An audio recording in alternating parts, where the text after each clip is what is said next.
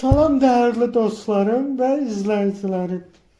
Bildiğimiz gibi mayın 1'inden 4'üne dek Kıbrıs Türk Cumhuriyeti'nde Uzay Havacılık ve Teknoloji Festivali keçirilmiştir.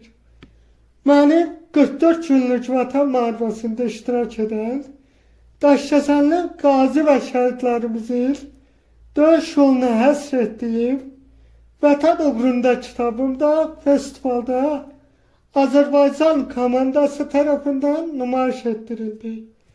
Qeyd edim ki, bu komanda festivalda çevre ve enerji kategorisi üzrə bürünc medal kazanmıştır. Onların layihələri deniz ve okean suyundan çevreye daha az zarar verecek şekilde ve daha az kaçla lityum istehsal etmek idi. Komanda üzvlərini bu değerli uğurlarına göre tebrik ederim.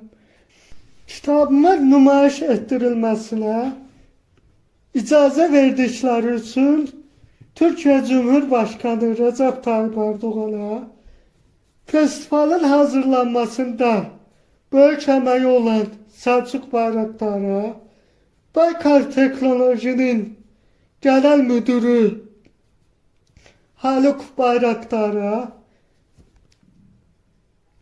İmanlı Vətən Evladı Derneği Genel Başkanı benim gönül elçim Mustafa Nazırlı Bey'e, Türkiye Teknoloji Takımı Vakfı'nın başkanı Elvan Hanım'a, Azərbaycan Xudafərin Boz komandasının danışmanı Aysel Məmmədovaya, üzvləri Eldur İslamova, Eldur Məmmədova, İlham Kərimliyə, Nihat Səfərliyə və Nəzrin Əfəndiyevaya təşəkkürümü bildirirəm. Onlara bu fəaliyyətlərində daha böyük uğurlar, geniş müvəffəqiyyətlər arzulayırım.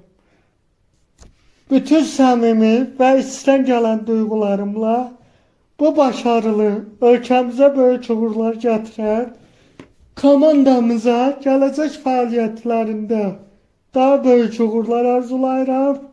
Allah yolunuzu açık, başarılarınızı davam etsin inşallah.